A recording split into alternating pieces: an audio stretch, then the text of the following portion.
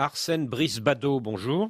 Bonjour. Je suis en pleine santé et désireux de continuer de servir mon pays, mais je n'ai pas encore pris de décision par rapport à la présidentielle de cette année, a dit Alassane Ouattara jeudi dernier. À votre avis, est-ce qu'il va y aller ou pas? D'abord, c'était, disons, une affirmation étonnante parce qu'on s'attendrait à autre chose. Là, il jette vraiment l'incertitude sur sa candidature et une incertitude qui semble davantage confirmer le désir d'un quatrième mandat. C'est ce que ça laisse entendre finalement. Et quand le président ivoirien déclare qu'il n'a pas encore pris sa décision, est-ce qu'il faut le croire ou est-ce qu'il faut penser qu'il attend tout simplement le mois de mars prochain pour dévoiler sa stratégie comme il avait fait il y a 5 ans? Le fait qu'ils disent qu'il n'a pas encore pris sa décision, cela montre qu'il a quand même pas mal de difficultés à trouver peut-être un successeur ou sinon qu'il a vraiment le désir de continuer. En tout cas, à mon sens, c'est pas une très bonne nouvelle pour son parti parce que ça montre que même s'il a dit qu'il avait une demi-douzaine de candidats prêts à le remplacer, ça montre qu'il n'y a pas encore vraiment une vraie unité, qu'il n'y a personne qui a vraiment émergé à part lui-même dans le parti. Ça laisse entendre davantage qu'il va continuer.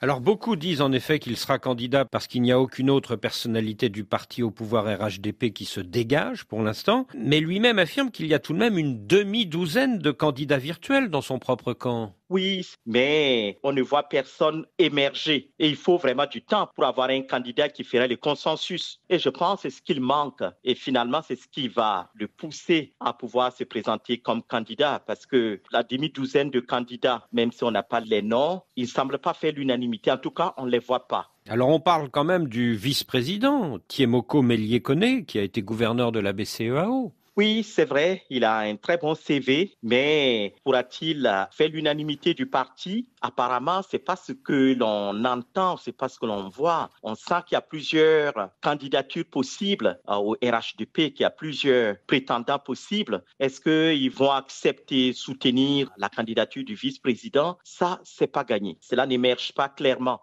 Et surtout par rapport à une opposition qui est en train de s'organiser. On parle du Premier ministre, Robert Begré-Mambé, ou du président de l'Assemblée nationale, Adama Bictogo. Oui, c'est vrai que le président de l'Assemblée nationale comme le Premier ministre, oui, ce sont des personnalités possibles. Ils ont des carrures présidentielles. Mais encore une fois, est-ce que ces candidatures pourront avoir l'assentiment de l'ensemble du parti? Est-ce que le RHDP pourrait s'unifier autour d'un seul candidat par rapport aux différentes rivalités que l'on perçoit par-ci, par-là, même si ce sont des rivalités encore en sourdine? Et le ministre de la Défense, Téné Birahima Ouattara, petit frère d'Alassane Ouattara? Oui, c'est aussi un nom qui est souvent évoqué, mais là encore, est-ce qu'il pourrait faire l'unanimité du parti? C'est ça le problème. Et donc, je pense que tous ces candidats, il aurait fallu qu'on les mette en piste très tôt pour leur permettre effectivement de pouvoir rassembler et même de pouvoir aboutir à des compromis avec les autres prétendants et de bâtir une unité qui allait permettre au RHDP d'aller aux élections de façon confiante sans le président Alassane Ouattara. Le retour à Abidjan de l'ancien Premier ministre Patrick Hachi comme ministre et conseiller spécial après quelque temps au FMI à Washington, est-ce que ce n'est pas le signe que ça pourrait être lui? Mais voilà, il y en a qui pensent qu'il serait un très bon candidat, d'autant plus qu'il est du Sud,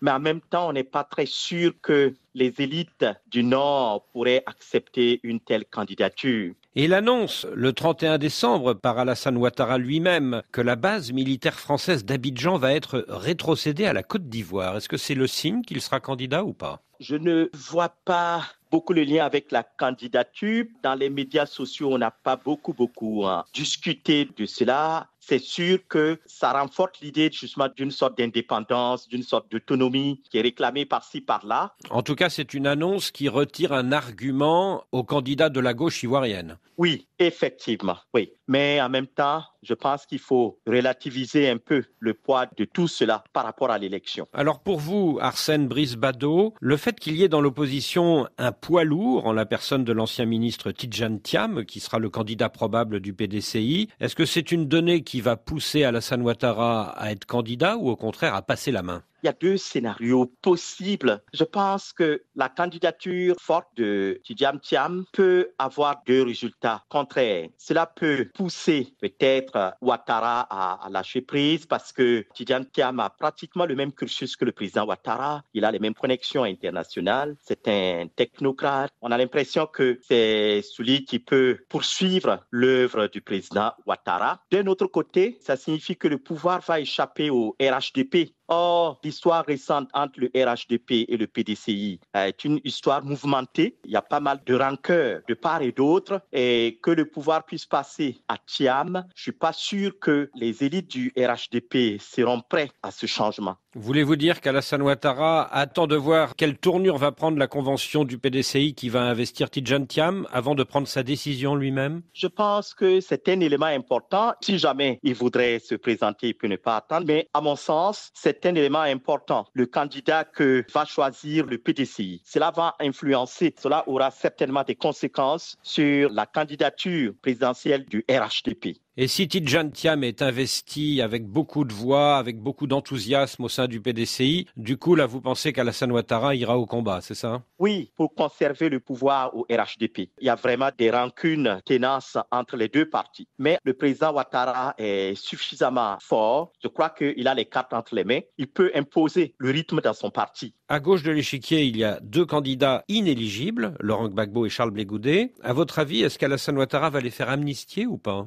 À mon sens, ça va être un peu difficile quand on regarde le jeu politique actuel. Si jamais le président Ouattara voudrait l'amnistier pour permettre à Gbagbo de participer à l'élection, ce serait vraiment de façon stratégique. S'il le fait, c'est qu'il pense que Laurent Gbagbo ne serait pas un danger, une menace électorale pour son parti. Donc vous pensez qu'il va le faire pour affaiblir la candidature Tidjane Thiam? Oui, il pourrait le faire. Je crois qu'à cette période, tout est encore possible. Si Laurent Gbagbo n'est pas amnistié, Pascal Afine-Guessant espère que l'ancien président appellera à voter pour lui. Est-ce que c'est un scénario possible? Ça, c'est moins... Pour l'instant, c'est moins envisageable, même si la scène politique en Côte d'Ivoire a toujours connu des revers inattendus. Je crois que la gauche est vraiment divisée. Et n'oubliez pas que Mme Simone Gbagbo aussi est candidate aussi. L'opposition ivoirienne est donc très divisée, mais sauf sur un point quand même, la demande d'une refonte du système électoral, une nouvelle période d'enrôlement des électeurs, par exemple, le mois prochain. Est-ce que c'est encore réalisable? Oui, c'est réalisable parce que, rappelez-vous, toutes les précédentes élections, les candidats ne sont jamais vraiment entendus sur la loi électorale, sur les institutions électorales et c'est tout ça qui a apporté la violence au cours des précédentes élections. Donc, c'est vraiment le moment de trouver un compromis sur les institutions électorales, sur la loi électorale, bien avant l'élection. Et est-ce pour ça que, pendant les vœux de jeudi dernier au corps diplomatique, le nonce apostolique a demandé au président Ouattara d'organiser des élections inclusives? Oui, c'est certain, pour éviter la violence. Alors c'est vrai qu'il n'y a que 8 millions d'inscrits sur plus de 12 millions d'Ivoiriens en âge de voter, mais comment faire si les Ivoiriens eux-mêmes ne veulent pas s'enrôler? C'est vrai qu'il y a eu une désaffection de la politique ici et je pense que si, par exemple, le jeu politique est vraiment ouvert, imaginez par exemple que le président Ouattara dit qu'il ne sera pas candidat et désigne quelqu'un d'autre. On aura un jeu ouvert et on va voir qu'il y aura un engouement encore pour la chose politique. Sinon, pour certains, tant qu'il est candidat, on ne voit pas comment est-ce qu'il pourrait perdre. Donc, c'est pas nécessaire. Déjà, avec l'arrivée de Thiam, on a vu qu'il y a eu quand même un engouement pour les militants, justement, de la base, à participer à des événements politiques et probablement à aller s'enregistrer. C'est parce que la population pense que le jeu politique est fermé et que leur vote ne va pas compter. C'est pour cela qu'il n'y a pas beaucoup d'engouement pour l'inscription sur les listes. Arsène Brice-Bado, je vous remercie.